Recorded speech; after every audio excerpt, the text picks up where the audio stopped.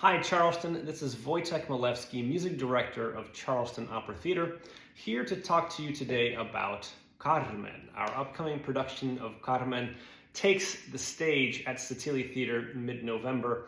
And before we get there, before you arrive at the hall, I wanted to take a few minutes today and in the next videos to tell you a bit more about the opera, some of the music within, some of the story about the music, so that it enhances your experience for when you come see our show. So the first question to always ask yourself about Carmen is, which Carmen are we going to see? And what I mean by that is, well, there's a lot of different choices production teams have to make about this amazing show. Even if you've seen it once, twice, or 3 times before, it's almost a sure guarantee that the production you're going to see next time is going to be different.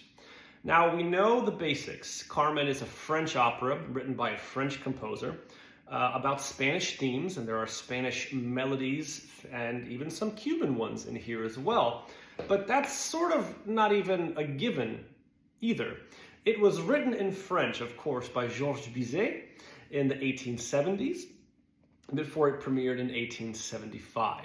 And it was written in French, performed in French, with French dialogue. That's right, it was performed at the Opéra Comique, which is not only a theater in Paris, but also a genre of opera. And one of the key components of this genre is the spoken dialogue within the opera.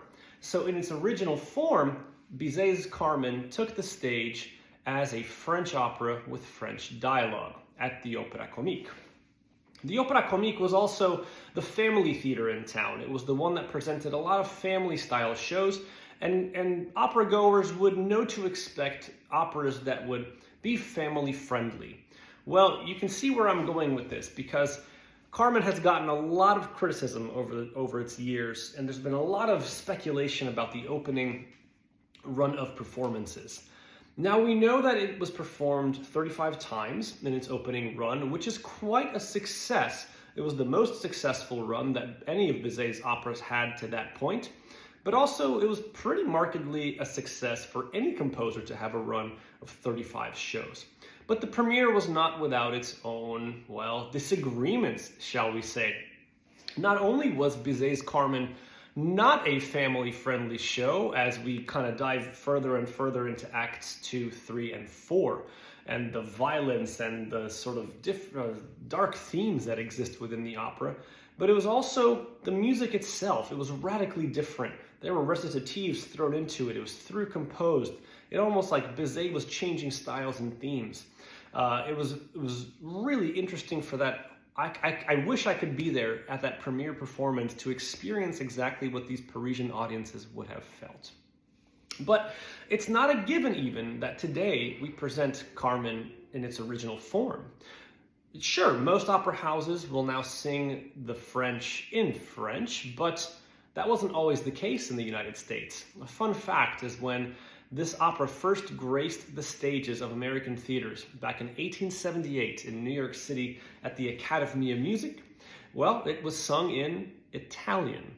And it would be sung that way for the next 3 years until, well, a production in New Orleans that finally did it in French, which makes sense given the French roots we have in New Orleans and its ties to the French culture. It's one of the most popular and one of the most important cultural cities in North America, especially as it relates to French culture.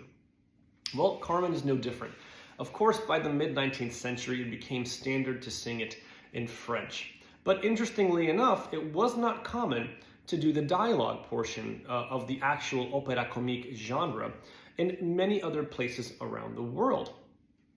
In fact, as it was being prepared for its premiere, there was already negotiations taking place between the Opéra Comique and other theaters in Antwerp and in Brussels, places that would have favored a more through-composed recitative style of music. So Bizet was in full intention to write this opera with actual recitatives in it, but unfortunately passed away on the night of the 33rd performance of Carmen. So it's sad to see that he never got to see the success and the sheer joy that this opera brings to concert goers and opera goers today.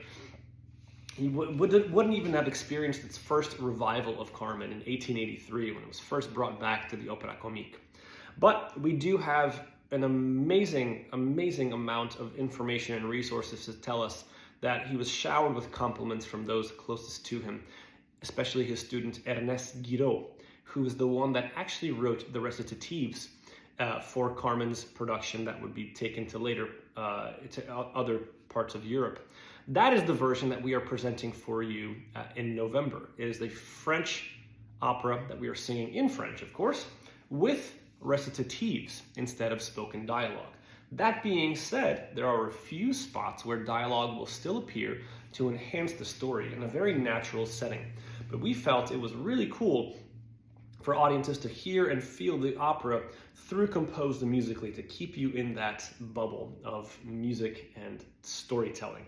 So tune in for the next video as we dive in to Act 1 and we explore all the different themes, Spanish customs and traditions within the music, and much more. Until next time, this is Wojciech Milewski.